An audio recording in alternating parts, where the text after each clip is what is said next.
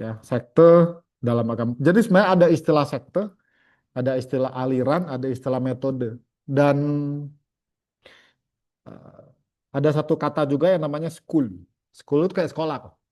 School. So, macam-macam yang paling tidak mengacu kepada beberapa perbedaan secara biasanya fundamental atau perbedaan secara metodologis. Ya. Dan saya mau cerita kenapa saya lebih nyaman ada di keluarga budaya Indonesia. Ya.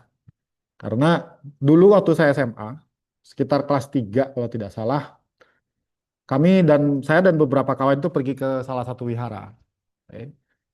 Biasalah kalau kita datang ke wihara, kita ke Bakti Sala, kita lihat-lihat. Nah, kebetulan wihara ini besar dan sejuk, nyaman. Dia ada taman-taman buat duduk.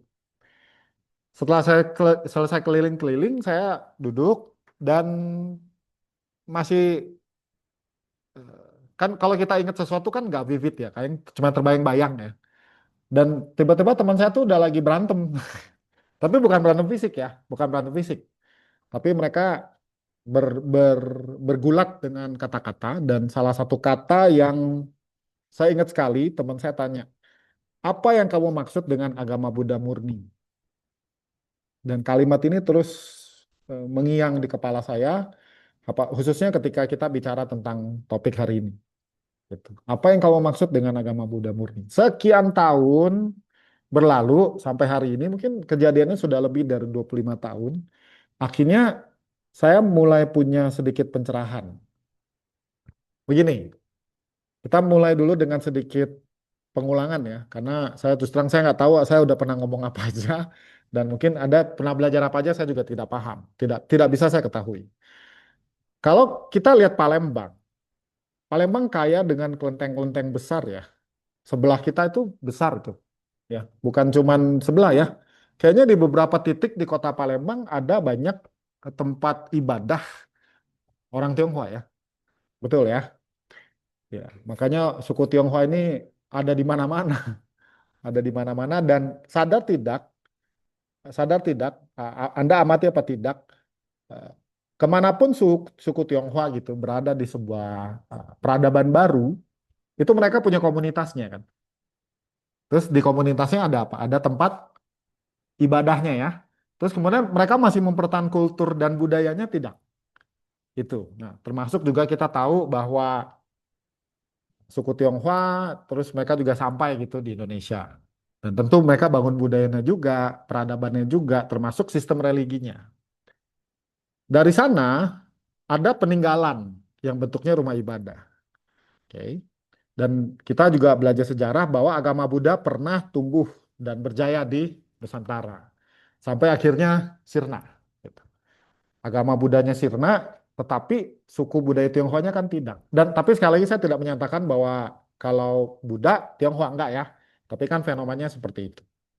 Kemudian dari sejarah juga kita catat bahwa sepeninggalannya Majapahit atau setelah tidak ada agama Buddha lagi, tapi tetap masih ada tempat-tempat ibadah Tionghoa, ya, supaya gampang kita sebut kelenteng saja, yang mana masih ada biksu-biksu yang tinggal. Saya pernah baca ceritanya gitu. Tapi biksu-biksu ini kan tidak mengajarkan Dhamma.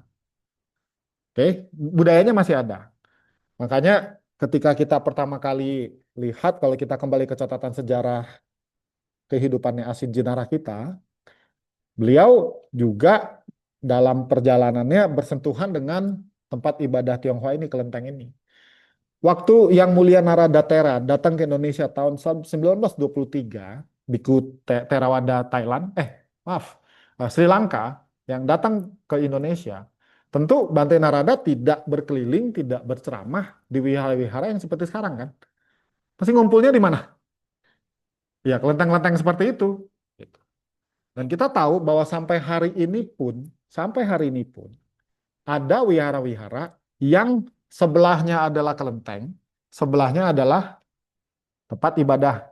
Seperti kita ya baca parita, baca keng dan lain sebagainya. Lalu percampuran budaya lepas kan. Contoh misalnya kalau yang paling kental adalah pada saat upacara duka. Apakah orang Buddha Indonesia ini sudah mampu nggak memisahkan antara budayanya dengan agama Buddha yang murni? Nggak, bisa nggak? Hah? Yang mana lebih duluan?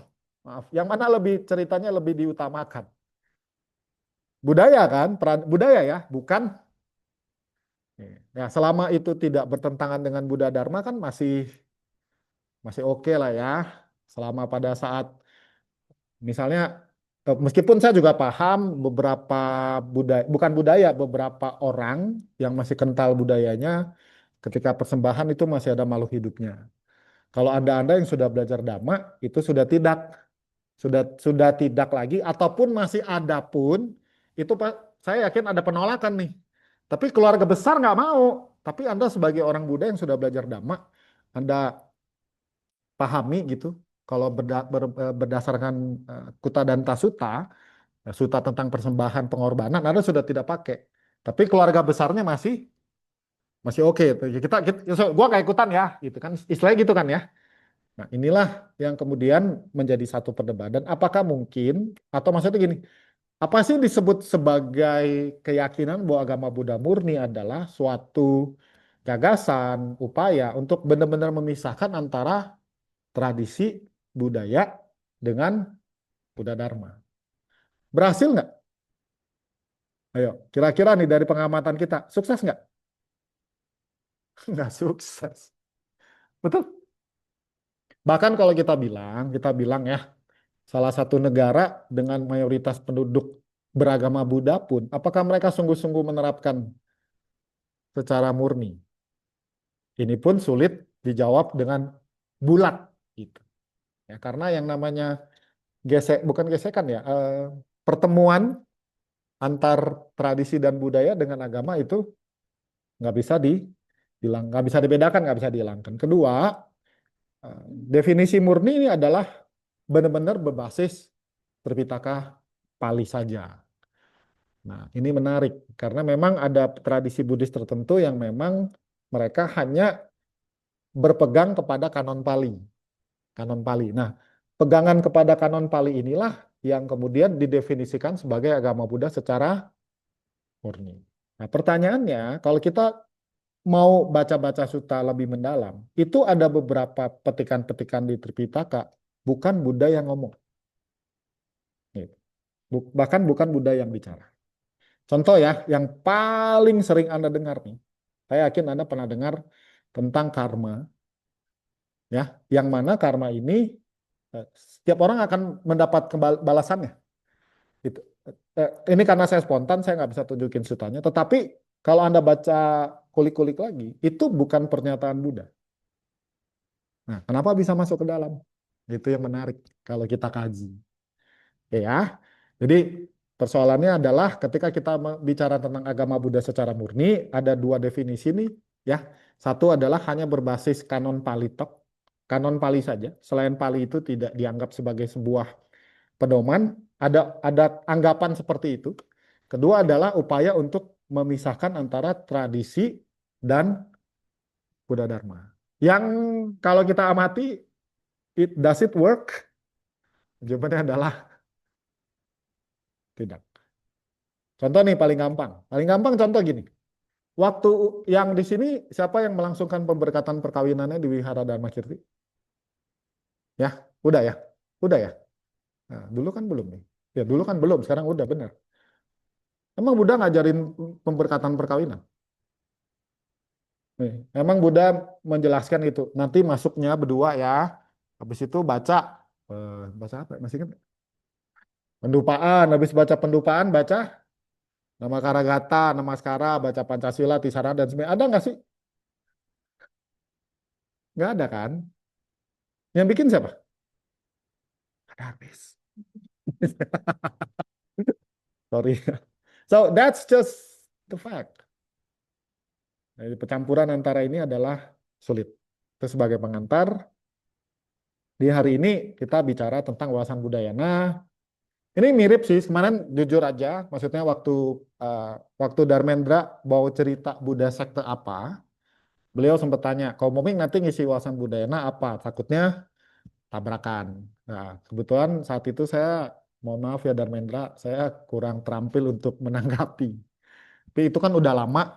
Kenapa pakai lembaga pendidikan dan pengembangan sumber daya manusia? Karena gini, Jadi kayak minggu lalu ya Zoom ya sama Bante Sur ya. Ya, jadi di Majelis Budaya Indonesia itu ada satu tim kerja yang salah satu tugasnya adalah mendesiminasi kalau bahasa kerennya membuat umat-umat itu punya wawasan budayana. Yang mana salah satunya begini ya, budayana itu bukan sekte, itu paling penting tuh. Jadi kalau Anda sering datang ke Baktian di Wihara Dharma Kirti, oh iya dia Wihara Budayana. Kalau dia kebaktian di Pusdiklat, apa dekat sini namanya? Tika apa? Tika Dhamma, oh dia Wihara Theravada. Meskipun Theravada adalah diyakini sebagai salah satu sekte, tapi Budayana bukan. Jelas. Sebagai seorang yang berada lama di keluarga budaya Indonesia, sekali lagi saya tegaskan, Budayana itu bukan sekte. Bukan sekte. Nanti kita akan lihat di belakang deh seperti apa. Kenapa di Lembaga Pendidikan dan Pengembangan SDM? Karena saya sekarang posisinya hanya sebagai tenaga ahli, bukan sebagai pengurus, tetapi ini perlu diketahui oleh orang banyak, khususnya buat para pengurus yang ada di KBI.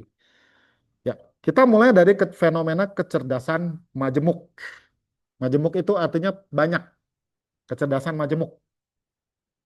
Ini adalah, tapi ini sudah enggak, maksudnya gini, ini penelitian oleh, saya lupa lagi namanya siapa, Howard Gardner, dia ini peneliti Harvard yang kemudian merumuskan yang disebut cerdas itu beragam.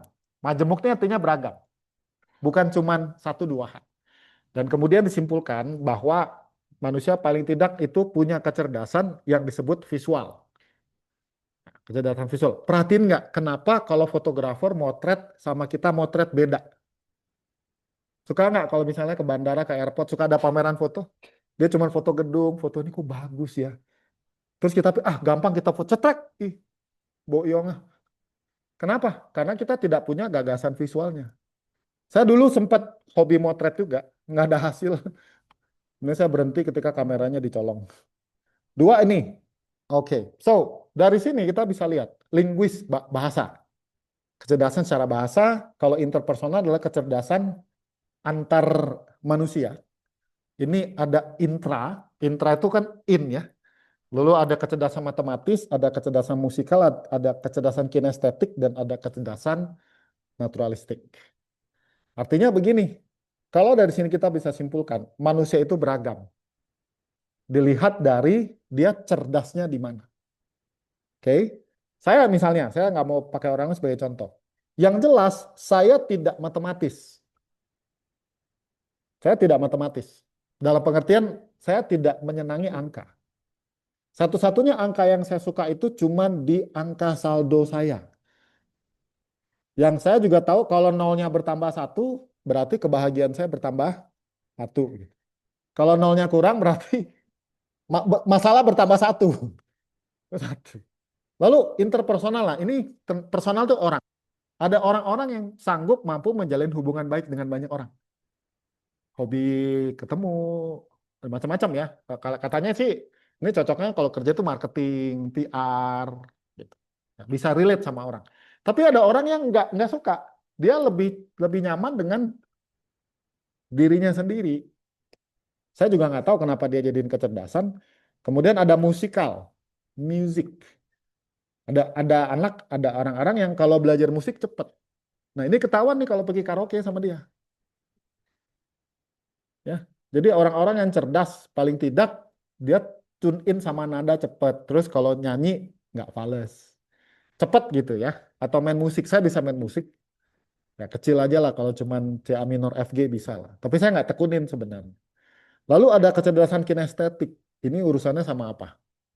Atlet-atlet nih, olahraga dan segala macam. Lalu ada kecerdasan naturalistik.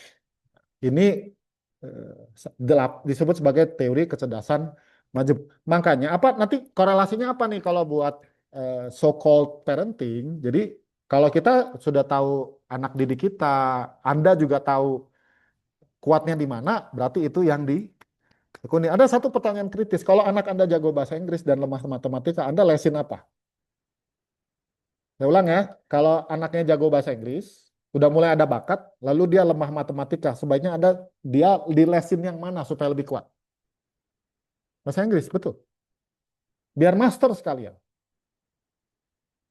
Betul, Bu. Nah, ini persoalannya. Yes, that's educational system.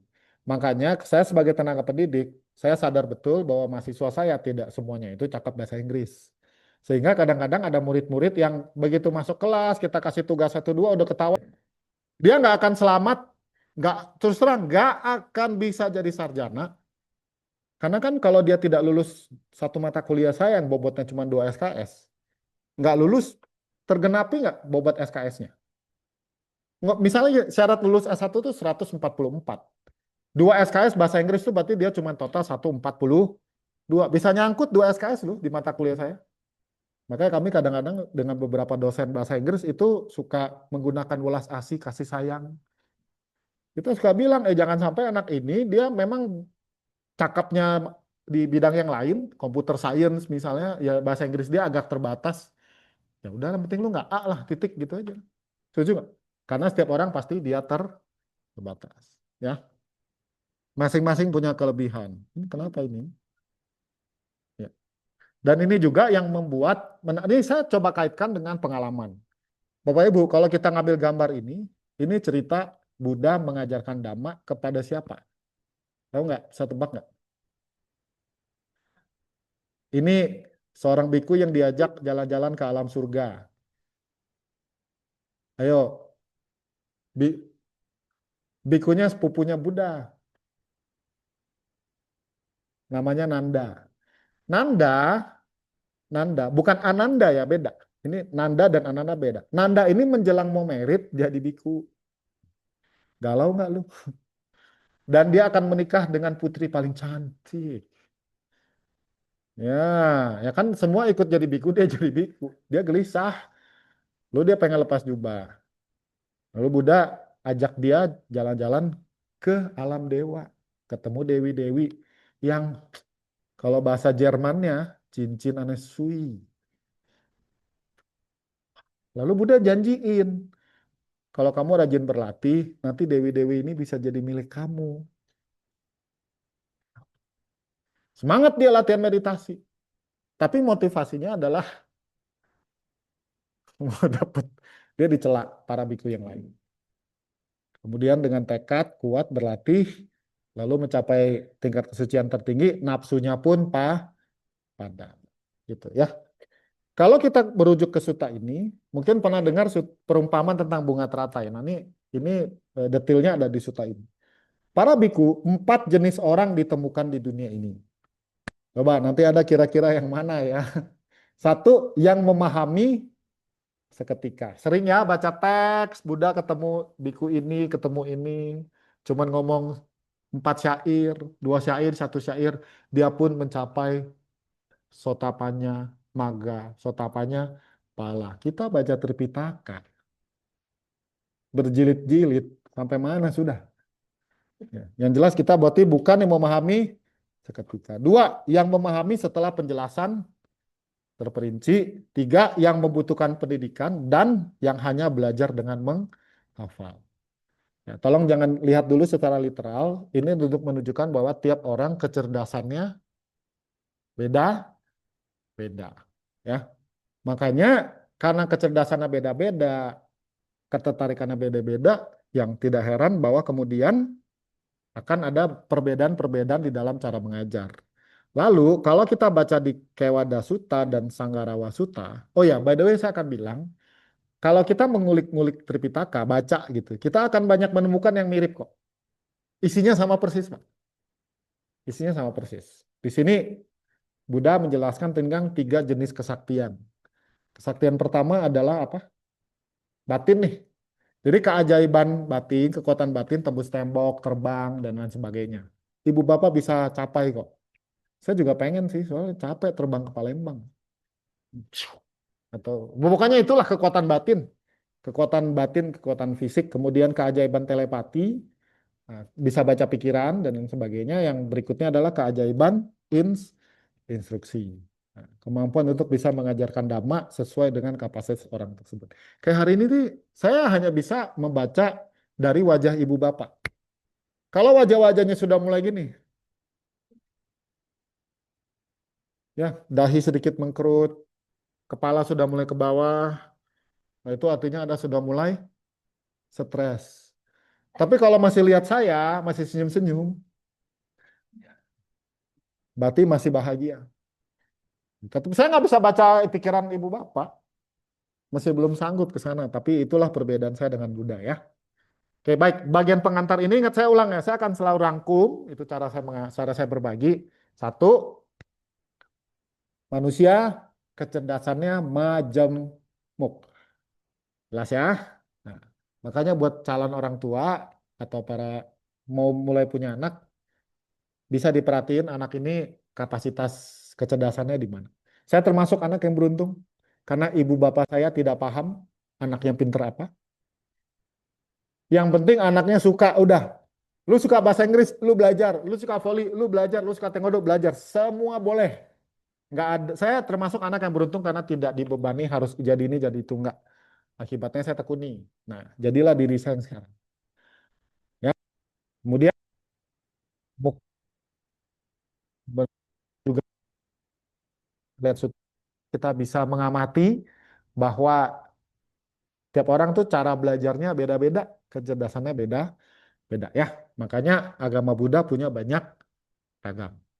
Lalu kita lihat nih agama Buddha abad ini. Eh, nah, abad ini berarti zaman sekarang. Why Thai men ordained as monks before getting married? Mungkin Anda tahu ya, kalau Thailand itu sebagai negara dengan mayoritas penduduk beragama Buddha, mereka juga punya kultur budaya. Salah satunya adalah para laki-laki itu biasanya wajib paling tidak sekali pernah masuk kehidupan monastik. Gitu. Di Laos juga sama ternyata. Jadi Thailand, Laos itu biasanya seperti itu. Gitu. Ya, makanya dari kecil-kecil sudah mulai. Terus kalau Anda juga perhatiin, ada beberapa wihara kalau kebaktian tuh pakai ini. Ya, ada untayan talinya. Ada beberapa wihara di tempat yang saya pernah pergi, di altarnya itu ada dipasang tali. Gitu. Kalau di wihara kita kan enggak ya. Enggak. Terus kita lihat juga, ini perbedaan mungkin ada yang menekuni Tibetan Buddhism, ini mudranya beda-beda ya, caranya beda-beda. Terus juga ada, pokoknya macam-macam deh. Artinya agama Buddha yang kita lihat sekarang itu juga tidak terpisah dari aspek peradaban, aspek budaya. Ya. Makanya dikatakan ada banyak ragam praktik yang berbeda dalam agama Buddha pada abad ini sesuai dengan tradisi dan budaya lokal di daerah masing-masing. Gitu. Kalau pertemuan pertemuan Buddhis, kalau di Jakarta gitu, mereka ada pertemuan apa? Kalau mau baca doa, camsyong dulu sebentar. Banti aja yang baca. Udah nanti kalau yang baca bikunya yang jubah coklat, berarti dia mungkin akan membacakan paling tidak Sabitio, Wiwajantu dan sebagainya. Tapi kalau yang baca doanya adalah biksu dengan jubah Vinaya Dharma Gupta, maka biasanya bacanya Namo Yao Cai Xiao Chow Yao Sofo ya, beda-beda. Nanti kalau yang bikunya jubah tradisi Tibetan dia akan baca yang lain. That's keragaman di agama Buddha sekarang adalah seperti itu. Oke, ya. Baik, sekarang kita masuk sekte. Ini agak panjang ya. Sekte adalah kelompok individu yang mengekspresikan pengalaman dan pemikiran agamanya berbeda dengan pengalaman dan pikiran yang berlaku secara umum. Oke. Sekte tumbuh dan berkembang sebagai bagian inherent. Inherent itu artinya tidak dapat terpisahkan. Inherent. Kalau bahasa Inggris inheritance itu warisan. Jadi kita tuh connect, nggak bisa dipisahkan, tetapi ingin memisahkan diri dan dari hegemoni kelompok mapan dan sekte memisahkan diri karena memiliki paham dan pengalaman yang berbeda selama ini ditaksir oleh mayoritas. Nah, sehingga sekte adalah komunitas dalam komunitas. Kelompok sekte sering pula disebut sebagai sempalan. Dengan demikian, sekte adalah komunitas kecil yang berada dalam komunitas yang besar. Ini juga ada pengertian yang lain. Suatu kelompok orang yang mempunyai kepercayaan atau pandangan agama yang sama, yang berbeda dari pandangan agama yang lebih lazim diterima oleh para penganut agama tersebut. Ia juga merupakan nama lain dari mazhab. So, kalau kita rangkum atau kita komentari, berarti di dalam satu agama itu terdapat aliran-aliran atau perbedaan-perbedaan sudut pandang dan cara pandangnya atau praktiknya. And it's normal. It's normal. Jadi ada satu yang gede, terus di dalam besar itu ada kecil-kecilnya lagi. Oke, nah sekarang kita masuk ke apa yang disebut sebagai budaya, metode, dan inti ajaran. Baik, oh ini langsung. Oke, so biar gampang mengerti, inti inti apa metode apa budaya. Kita masuk dulu ke apa yang disebut sebagai liberatif. Liberal. Ini bukan liberal bebas ya. Liberation. Tahu bahasa Inggrisnya liberation? Bahasa Indonesia liberation adalah bebas.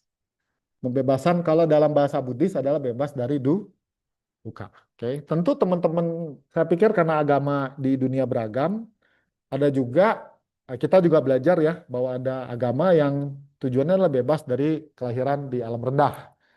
Waktu kita kecil kan diajarin gitu ya. Setelah meninggal orang perginya kemana? Surga dan neraka. Surga ada di mana? Di atas. Neraka ada di. Nah, kurang lebih seperti itulah kita belajar, kita diajarkan seperti itu. So, aspek liberatif dan aspek akomodatif, mengakomodir atau boleh dikatakan memenuhi keinginan, nah, itu akomodir.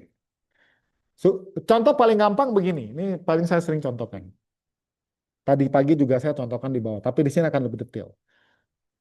Apa aspek liberatif dari lapar?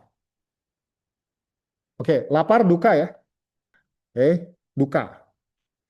Lalu apa aspek liberatifnya?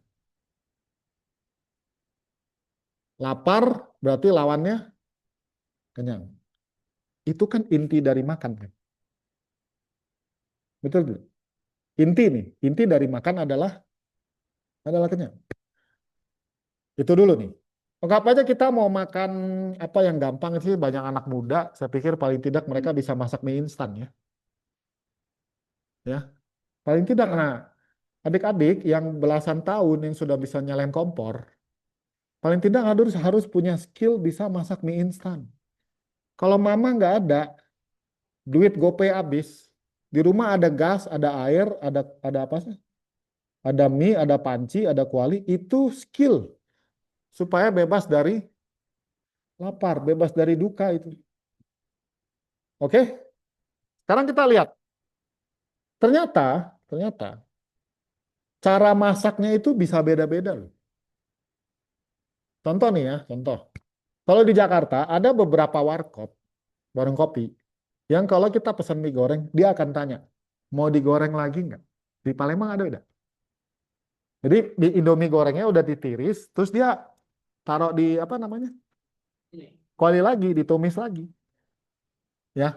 Terus kalau misalnya eh, kalau kari ayam gitu, ada yang pakai telur kan? Telurnya lebih senang di dadar. Kalau saya senangnya ditempulnya diaduk. Nanti kuahnya jadi sama. Nah, cara masak itu namanya, ayo, meh, itu namanya metode. Ups. Itu namanya metode. Itu namanya metode. Cara masak itu namanya. Lalu ada aspek budaya nih. Kalau Indomie itu budayanya apa sih? Lihat ya, ada yang suka taruh bawang goreng. Oke, ada ya? Ada yang suka ditambahin telur dadar. Atau jangan-jangan di sini ada yang suka pakai daun bawang? Ya, masing-masing beda-beda kan? Oh, atau gini, sebelum makan baca dulu. Ya, 15 menit kemudian udah keburu dingin. Weh. Itu aspek apanya? Ayo, apa aspek liberatifnya? Kenyang ya. Berarti itu bicara dari segi inti. Metode berarti dari cara masak. Terus ditaruh toppingnya segala macam itu penting nggak? Opsional toh. Betul nggak? Bahkan dulu waktu saya pertama kali pindah ke Jakarta, itu saya bingung. Orang Jakarta tuh kalau makan Indomie pakai saus. Ditambahin saus mana enak, gue bilang. Kalau di sini Palembang jangan-jangan ditambahin apa? Cuko. Indomie campur cuko. Tapi sini nangkep ya. Inti, metode, dan yang kebanyakan kita lihat di luar secara umum yang mana sih sebenarnya? Bu, budaya, kultur. Nah, kalau kita kembali ke inti ajaran, kalau di Simsapa Sutta, biksu, daun yang ada di hutan ini jauh lebih banyak. Biksu, artinya para biku. Hal-hal yang aku ketahui secara langsung tetapi tidak kuajarkan jauh lebih banyak. Para biksu, apa yang saya ajarkan sekarang sama seperti yang dulu. Adalah duka dan akhir duka. Teman-teman, dari dulu tujuan makan Indomie cuma satu. Iya, idealnya cuma satu. Mengatasi lapar atau memuaskan nafsu. Lihat teman makan, mesti kok lah. Itu memuaskan nafsu itu berarti. Padahal perut udah kenyang. Nah, perut kenyang, duit masih banyak. Ya, sampai sini nangkep ya. Inti, metode, dan budaya. Ya, makanya gini, baca sutra pakai bahasa Pali, bahasa Sanskerta, bahasa Mandarin, bahasa Tibet, itu aspek apa? Budaya, jubah biku. Bahkan nih pakai Zoom, rekam, TikTok, dan lain sebagainya. Apakah itu termasuk aspek budaya? Peradaban. Peradaban. Itu aja. Dan aspek peradaban ini adalah aspek yang kelihatan paling paling kelihatan. Makanya setelah belajar ini saya jadi lebih ini ya. Saya jadi lebih damai gitu. Oh, kalau orang agak mengkritik, itu cara bacanya salah. Emang udah ngajarin lu cara baca parita? Ada? Enggak. Itu tangannya nggak boleh. Ini kalau apa? Apalagi namaskara lah. Saya nih kadang-kadang tahu nggak ya? Kalau orang namaskara ini kan kalau cowok,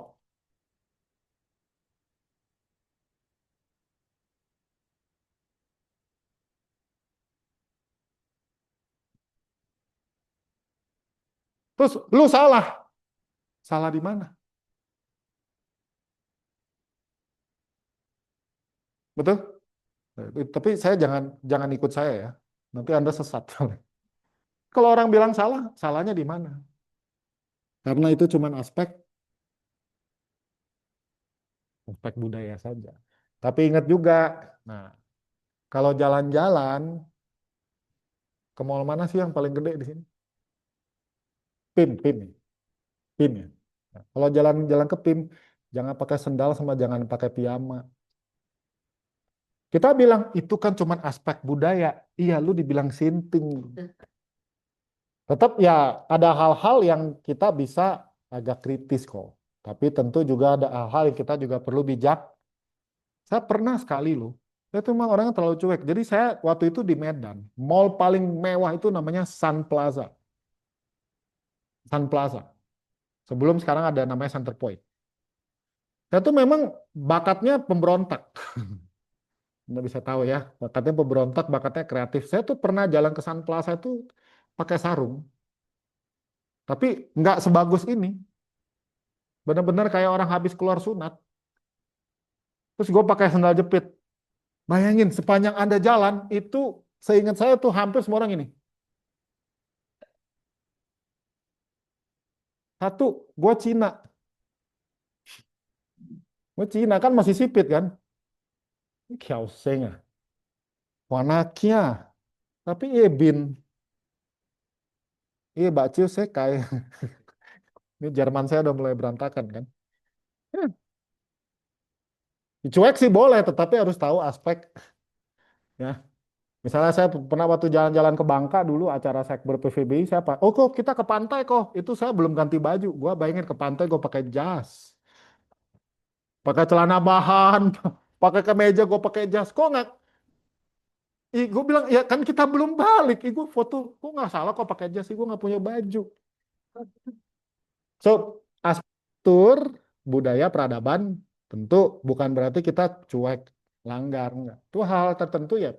Kalau dikritisi, lu malah namaskaranya salah. Lu tunjukin ke gue cara namaskara yang paling bener tuh yang mana. Betul kan? Ya. Kalau disalah-salahin orang, kalau enggak ya diam aja. Tahu nggak kenapa saya suka namaskara gaya begitu? Soalnya nggak capek. Itu bukan soal laki perempuan buat saya. Ya, sekali lagi, jangan ikut-ikutan ya. Nah, artinya kalau kita simpulin, tadi kan di awal kita bicara perbedaan kecerdasan. Lalu ada kesaktian pengajaran. Nah, tengah-tengahnya inilah yang disebut sebagai method. Ya. Method ini kita tidak bisa hindari ada percampuran budaya. Lalu kemudian karena dilakukan terus-menerus, ini jadi oh, ini pinter ya. Udah pertemuan terakhir soalnya. Lulus ya. Ini metode atau budaya? Yang yang ada ininya, yang ada talinya. Budaya. Ini meditasi jalan metode atau budaya? Metode. Minum teh bisa dua-duanya. Betul nggak? Bisa ya? Apakah tradisi selatan, misalnya, apakah orang India punya kebiasaan minum teh? Kalau kita nonton di TikTok ya, tradisinya minuman pakai air. Kalau mau menguji apa, bukan uji nyali, uji lambung. Sering nonton ya? Gila ini buset, gua nggak mau pergi. Oke, that's. Saya pikir this tradition, tradisi budaya ini kan paling tidak orang Jepang kali ya. Orang Jepang, orang Tionghoa punya budaya minum teh. Lalu dipadukanlah dengan metode. Saya pikir di Palembang beberapa kali kan ada kegiatannya Night of Mindfulness atau Day of Mindfulness, ada kita latihan minum teh kan, dituangin tuh belajar sabar ya. Kamu di sini, tehnya di sono, lama ya. Atau di kaki. Kenapa? Iya, minumnya juga mesti dengan sadar penuh kan. Pak, saya dulu pernah ikut tuh. Iya,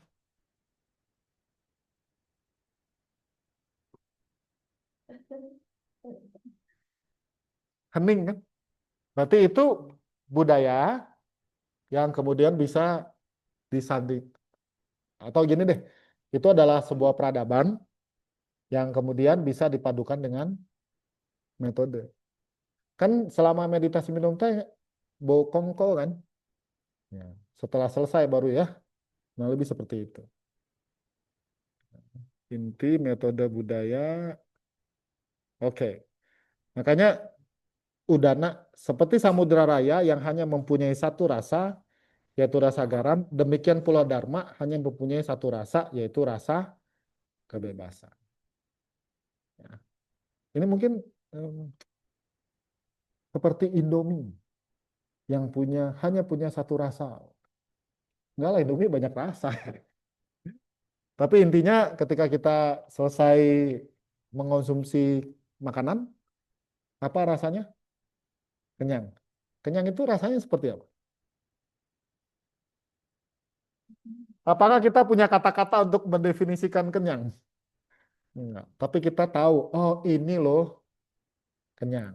Ya, yang perut yang tadi bunyi-bunyi, kemudian sudah tidak bunyi lagi. Hening ya. By the way, saya mau sedikit OOT ya. Ini saya kepikiran satu hal, karena ini penting buat Anda ketahui. Ibu Bapak, ini saya perlu bagikan supaya Anda bisa berlatih mengurangi makan. Masih ingat ya, ada cerita bahwa Raja Pasenadi itu terlalu gemuk. Kemudian Buddha menyarankan untuk mengurangi makan. Ya. Saya dapat satu insight. Ternyata kalau malam, kadang-kadang kan kita ada sedikit rasa lapar ya.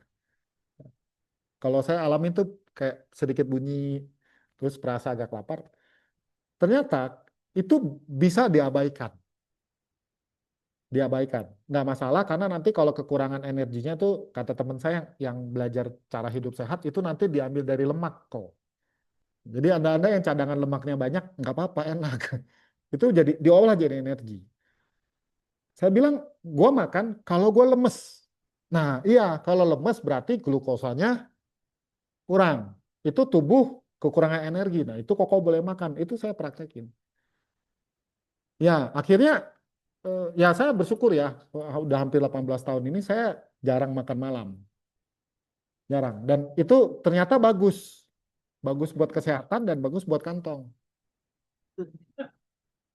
Penting. Itu dikurangi. Jadi Anda-Anda yang sudah ini, dan itu kadang-kadang cuma faktor pembiasaan aja sih. Faktor pembiasaan aja ya. Ini jadi cerita makan ya. Sehingga budayana dikatakan sebagai cara pandang. Sekali lagi, cara pandang. Bukan bukan sekte. Tidak ada sekte budaya. Kenapa budayana dulu tuh, bahkan sekarang juga mungkin ada yang menganggap dia sekte. Karena tahu nggak? Dari pengamatan saya, karena cara puja bakti kita itu campur-campur. Kenapa campur-campur? Saya kalau di beberapa wihara, saya nggak tahu kalau di sini ya, karena biasa kalau pagi saya nggak datang pas gitu. Dibuka dengan pendupaan. Oh ya, di sini masih duhai. Itu sudah lama sekali itu budaya yang perlu dipertahankan. Ini cuma ada di Indonesia tuh. Waktu saya pertama kali misalnya kebaktian di Ekayana waktu itu, kok bukanya pakai pendupaan? Pendupa, betul ya? Habis itu baca parita. Lah, yang saya juga waktu itu karena masih anak baru, anak bawang, saya masih bingung. Ini kan udah baca Tawata ya. Tawata Caamhe. Habis itu baca Gata Pelimpahan Jasa. Saya sering bercanda, kan udah habis kebajikannya. Kan Etawata adalah pelimpahan jasa, terus kita pelimpahan apalagi ini ya. Tapi ternyata setelah ya, saya pelajari, saya amati, oh ini perpaduan. Perpaduan betul ya. Nah, kalau Anda kebaktian di tempat lain, belum tentu beda-beda. Beberapa wihara di Indonesia sudah tidak lagi baca Etawata. Bacanya Pati dan Agata. Udah lain. Ya memang agak lain kita ini ya. That's the fact. Sehingga percampuran, ada percampuran antara, oh ini kok pakai kata pedupaan, terus habis itu pelimpahan jasa, ini kan kesana jadi campur. Ada orang menganggap seperti itu, tapi POV-nya juga bisa berbeda. Oh inilah kekayaan tradisi dan metode yang ada di sini. Dan it's okay, it's no big deal ya. Makanya dikatakan budayana adalah cara pandang bahwa agama Buddha itu satu, asalnya dari Guru Agung Buddha Gotama, dengan artinya memiliki metode, ajaran, dan tradisi yang ada. Yang merupakan hasil dari toleransi yang berakar pada welas asih kebersamaan. Ya, jadi dasarnya welas asih. Saya nggak bisa cerita ini. Eh, Paling gampang gini, sekitar 2-3 minggu yang lalu. Ini batin saya agak, kalau bahasa anak sekarang itu, nggak teraduk-aduk. Sehingga agak susah konsen, terus emosi-emosi negatifnya bertebaran. Biasanya kalau sudah gitu, pikiran kita suka bikin cerita horor sendiri ya. Ya, sambil naik motor sambil ngapa-ngapain itu banyak pengalaman-pengalaman yang muncul di kepala kita. Lalu ternyata saya jadi ingat ada satu mantra yang ketika saya bacakan, ini enak sekali. Ini buat saya ya, buat Anda mungkin beda. Saya nggak baca Namo Amitovo karena takutnya di tengah jalan tiba-tiba dijemput. Namo Amitovo. Di teratai suci kan nggak mau. Loh, jadi dan itu buat saya tuh Namo Kuasa sambil naik motor tuh. Ini ngomong-ngomong Anda kalau naik motor pikiran masih suka bercabang nggak? Ya, masih? Kalau enggak sih udah suci ini. Jadi daripada pikiran saya suka cerita macam-macam bikin, udah saya sambil ngomong aja. Nah, di salib orang Namo Kuasa. Karena itu membantu batin supaya jadi lebih apa? Tenang. Itu metode. Oke. Nah, kalau cerita Budayana udah sedikit sejarah. Ini dan tahun 74, ini juga tahun 86, ini Sukong ya. Ini Menta ini di bukunya terakhir ya. Asin Jindara kita menjalankan sila Theravada untuk tidak memegang uang dan tidak makan setelah tengah hari dan mempertahankan praktik vegetarian Mahayana untuk menjembatani praktik Vinaya dari kedua tradisi ya. Wawasan Budayana selain di Indonesia ada ini benar. Jadi cara pandang tentang bahwa agama Buddha itu sebenarnya satu dengan banyak ragam dan tradisi, ini diamini secara dunia sebenarnya. Pengalaman saya, ya beberapa tahun dulu ya, kalau beberapa kali ikut konferensi Buddhis internasional, itu cara pandangnya sangat-sangat budaya. Saking budayananya nih, saking budayananya, pernah ada satu kegiatan kampus, saya berkesempatan menjadi moderator. Lalu panitianya mengatur supaya doa penutupnya dari tiga tradisi. Karena pembicaranya tiga nih, yang jubah coklat, kuning, dan jubah merah.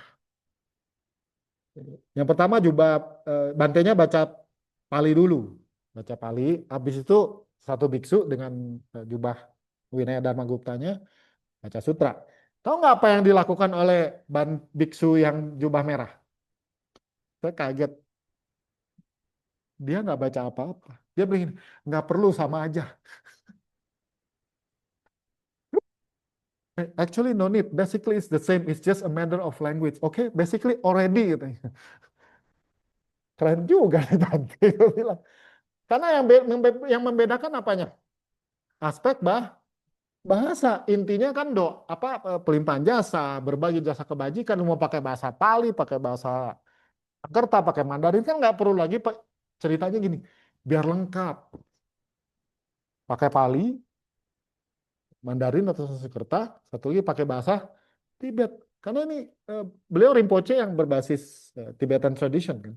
No need, it's already good, good, good. Ya, sekarang kadang-kadang orang terjebak di dalam harus tiga tradisi. Ya nggak juga sebenarnya. Yang penting isi pesannya sama. Buddhist Fellowship Singapore, so a few years ago saya sempat diundang untuk udah lama ya berbagi tentang public speaking. Ternyata mereka juga sama. Samanya gini, sama seperti kita. Ada upacara-upacara yang berbasis tradisi Mahayana, tadi tradisi ya bukan kebaktian ya. Ada kegiatan-kegiatan yang berbasis tradisi Pali. Jadi ternyata praktik yang dilakukan di Wihara Dharma Kirti dan wihara-wihara Budayana dalam pengertian wihara yang sudah lama berdiri sejak masa Kasinjinara kita itu di luar ada yang praktikin. Satu wihara dipakai untuk beragam tradisi. Gitu. Ya. Kan di kita juga gitu kan. Tadi tadi pagi baca apa? Pali. Nanti jam 11 kalau ada sangkung pakai bahasa Mandarin. Itu aja. Kalian nggak berniat bikin kebaktian pakai bahasa Palembang? Namo Toso Bhagavoto. Nggak ada lah ya. Mentang-mentang Palembang semua ujungnya kawapakan. Nggak semua. Terus jangan bikin aliran baru lah. Hahayana aja cukup. Udah. Bikin pusing. Apa? Bante Hahaya. Coba Bante Dira. Oh sama alirannya sama saya kalau gitu. Kami akan jadi pendiri aliran baru. Bante siap kita jadi patron ya. Bante patron yang monastik, saya yang perumah tangga. Siapa guru besar kalian? Dirapunyo dan Hendra Lim. Buset. Siapa saya? Ya, tapi dengan cara pandang itu kita jadi lebih cair. Nanti Anda ketemu orang dengan tradisi lain, metode lain, udah it's okay.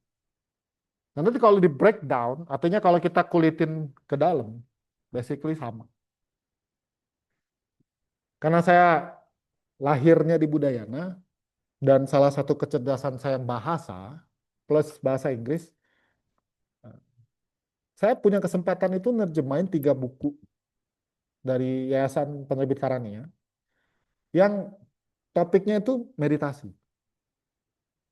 Salah satunya itu bukunya mahasiswa saya Dao. Judulnya Vipassana. Covernya putih. Saya antara saya yang nerjemahin atau saya yang editor saya nggak gitu inget ya, penyunting itu. Lalu ada satu bukunya Sunju Suzuki, susah namanya, Sunju Suzuki, yang judulnya Zen's Mind, Beginner's Mind. Itu juga buku yang cerita tentang meditasi. Lalu kalau Anda tahu Mingyur Rinpoche itu punya 3 buku. Satu itu Joy of Living dan Joyful Wisdom. Saya kesempatan nerjemahin 2 bukunya. Dan tema buku ini adalah tentang praktik meditasi. Dan Ibu Bapak, semua esensinya sama atau beda? Sama. Bicara tentang sati, bicara tentang perhatian, bicara tentang bagaimana mengembangkan batin yang bisa fokus. Jadi yang kita lihat sekarang perbedaan segala macam itu hanya secara kulit luar. Antara inti, metode, dan budaya yang beda adalah lebih banyak aspek apanya? Budaya. Ya, makanya nggak usah terlalu fanatik dengan kultur ya. Contoh kalau di sini pelimpahan jasa pakai tuang-tuang air nggak? Enggak, bacain aja. Oke, nah ini sedikit, ini saya sebut sebagai pohonnya Budayana. Kalau mau wawasan, kalau mau agama Buddha berkembang, ya, ada akar, karena di antara yang paling penting itu adalah akar, metode dan program, lalu karya-karya besar untuk umat Buddha dan kelestarian Buddha Dharma. Ya. Nah ini yang tadi saya bilang, mengembara para biksu demi kebaikan banyak makhluk, demi kebahagiaan banyak makhluk atas kasih terhadap dunia, demi kesejahteraan kebahagiaan para dewa dan manusia, babarkanlah ajaran ini yang indah di awal, indah di pertengahan, dan indah di akhir.